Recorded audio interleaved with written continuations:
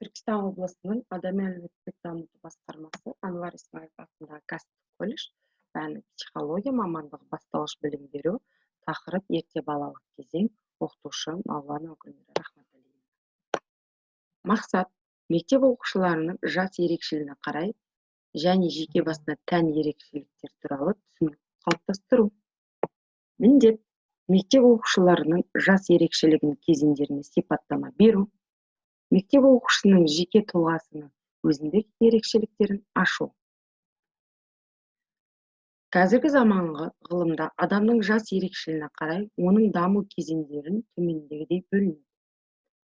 Туғаннан 1 жасқа дейін бөбектік кезең, 1 мен 3 жас арасындағы сәбилік кезең, 3 пен 7 жас арасындағы мектеп жасына дейінгі кезең.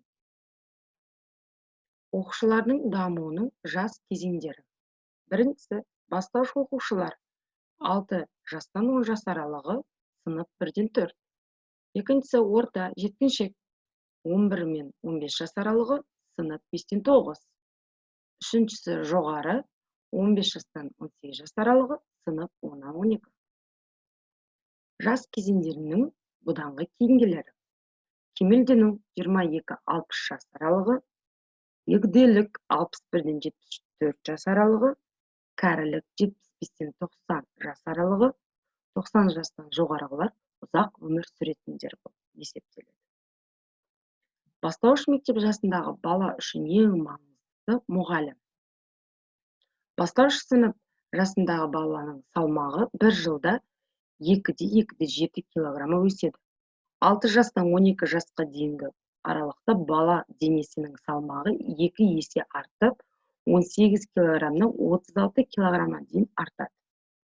Осы жаста бала миының көлемінде ұлғаяды, яғни ол 5 жаста үлкен адам миының 90%-нан болса, 10 жаста 95%-на тең болады. Баланың ең негізгі іс-әрекеті әлде де ойын, сурет салу, ойыншықтар құрастыру болып қала береді. Оқу іс-әрекеті әлі де дамуды қажет ететін деңгейде болады.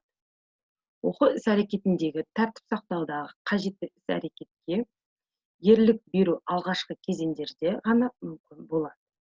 Оқу іс-әрекетіне ерікті түрде назар аударуда ол балаға жеңіл тиеді. Жеткіншек шақ.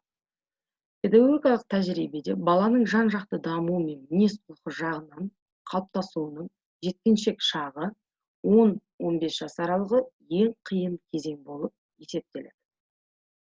Жеткіншек жас кезеңінің педагогикалық ерекшеліктері: балалардың тәртібі нашарлайды, сабаққа үлгерімі төмендейді, қыздар мен ұлдар арасындағы қарым-қатынас қалыпты болмайды. Енді әрбір мемлекеттің балаларын мысал ретінде алып көреміз. Мысалы, Жапония балалары. Жапонияның көптеген мектептерінде асхана жоқ. Балалар түскі астарын үйден арнайы ыдысқа салып алып келеді. Ал мұғалімдер болса, балалардың үйден әкелген тамақтары денсаулыққа зиян емес пе, соны мұқият қадағалайды. Сол себепті Жапония аналары арнайы сабақтарға қатысады. Ол жерде баланың ағзасына қажетті дәрмендер, тамақ пен сүні үшін қандай ас әзірлеу керек және қалай даярлау керектігін түсіндіріп үйретеді. Келесі, Үндістан балалары. Үнділер балаларын қатаң ұстайды. Оларда ата-ана мен балалар арасында достық қарым-қатынас өте сирек кездестіреміз. Балалар кішкентай кезінен бастап ата-анасының тыңдауына, қалауына мойынсұнып өседі.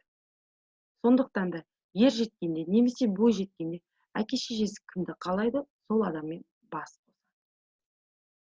Келесі, Германия балалары. Германия мектептерінде міндетті түрде экскурсиялық сабақтар ұйымдастырылады. Бұл ежелден қалыптасқан жүйе. Мысалы, мұғалім бүгін шоколад туралы, оның құрамы жөнінде сабақ өтті ме? Онда ертең балалар шоколад музейіне немесе фабрика саяхат жасайды. Олар фабриканың өнімі қалай жасалып жатқанын өз көздерімен көріп біледі. Келесі, ақш балалары. Жергілікті педагогика әрбір бала өз бетінше өмір сүріп үйрену алу керек деген ұстаныммен қолданады. Яғни, американдық ата-аналар балаларының қалауына қарсы шыға алмайды. Олар мейрамханаларға, коктейльге, типті түнгі клубқа барамын десе, ата-аналарды ертіп апарады. Бүгінгі сабағымыз аяқталды. Мен ойлаймын, өте қызықты болды деп. Назарларыңызға рахмет. Сау болыңыз.